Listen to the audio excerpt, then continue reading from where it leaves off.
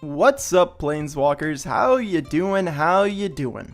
So Final Fantasy, it's been out for a minute and everyone's been brewing. Seems like the set's early winners are Catgirls and Vagar. That's magic now. Well, I'm here to tell you that everyone is wrong, because the real winner is this aura farming bird. You see, I'm a sucker for the underdog, and based on the fact that you clicked on this video, I'm willing to bet you are too. So while everyone is trying to combo off an Izzet, we'll be beating down the table with birds and surprise mechanics. Sounds good?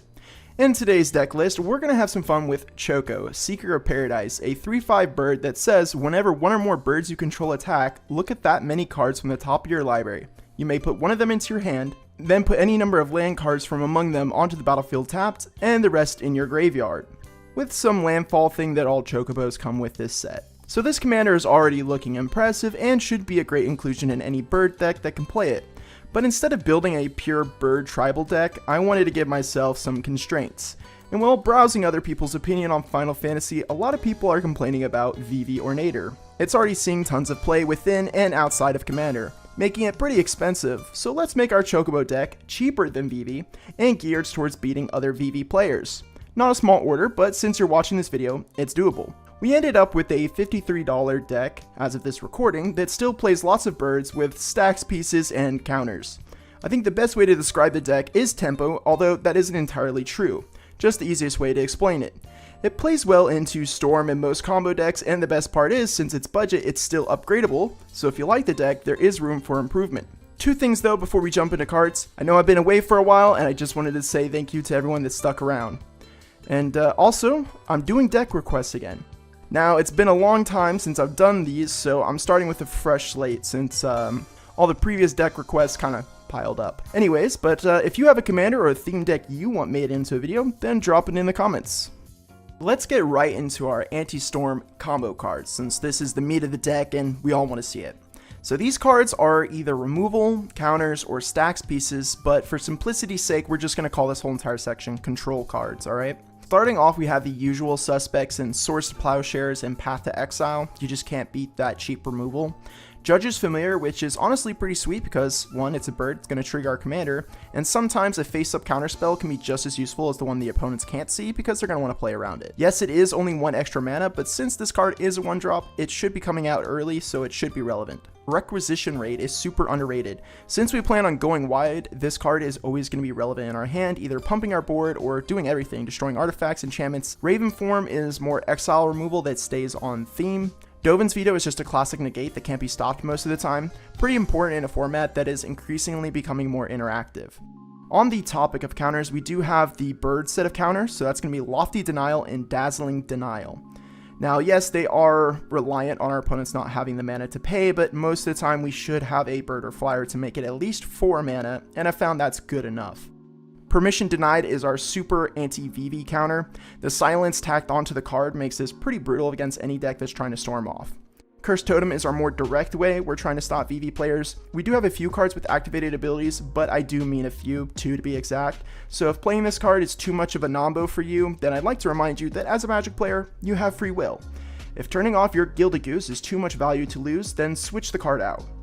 Dampening Spear is not a hard counter to VV, but it does make things harder for everyone to play out their hands in a turn.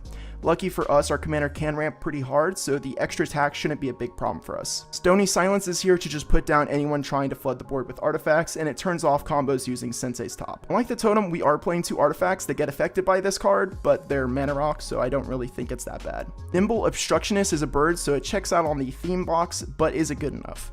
Well, if you've ever seen the face of an opponent with a empty library trying to win with a Thassa's Oracle get countered by not a spell, but a cycle ability, then you should say yes.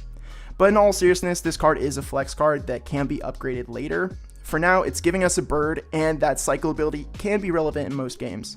Aven Mind Sensor gets better the higher the bracket you play against, since people love their tutors, but even in the lower brackets, shutting down ramp spells is a fun way to get on people's list. Aven Interrupter does just that and buys us some time, and the task cost is relevant in Commander games. Clarion Conqueror isn't a bird, but it is cheap enough and good enough to make the deck.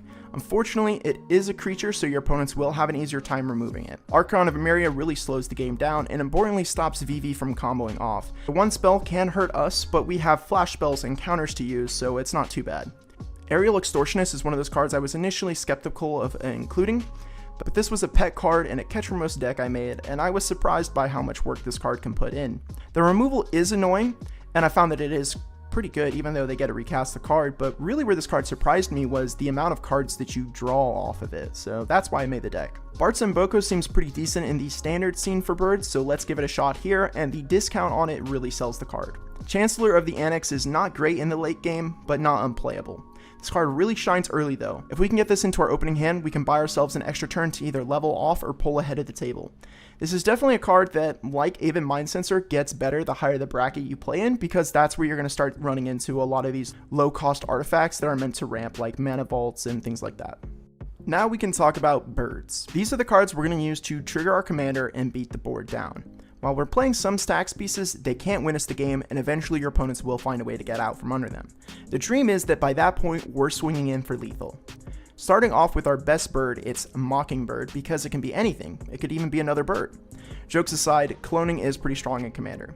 Saz's Chocobo might be grounded, but it does play nicely with our commander's extra lands, and it's only a matter of time before your opponents have to deal with it. Ambrosia Whiteheart fills a pretty good utility role, either saving an important creature or letting us replay one of our ETB creatures.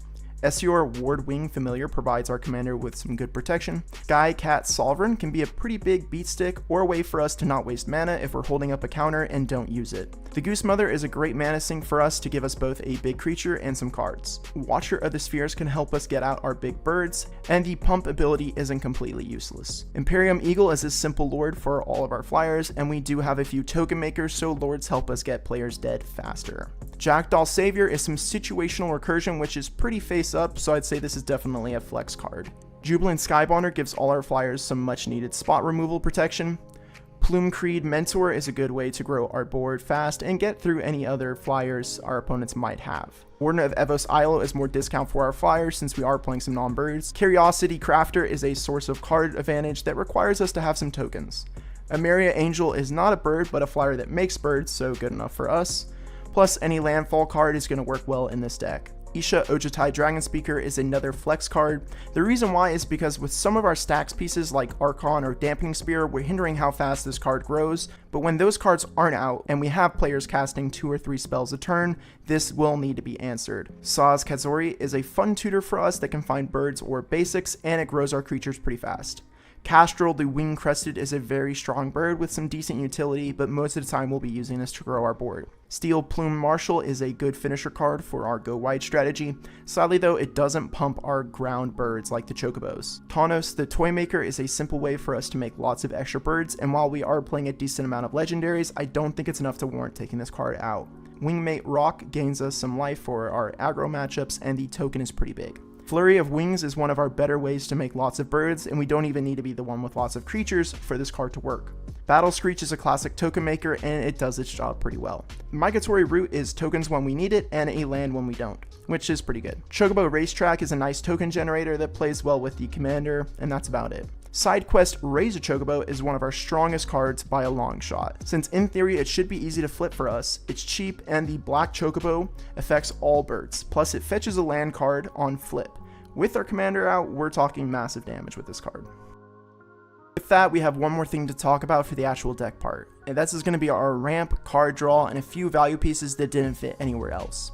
These cards are what make the deck work, because if you can't afford or don't have the spells, you aren't getting anywhere in the game.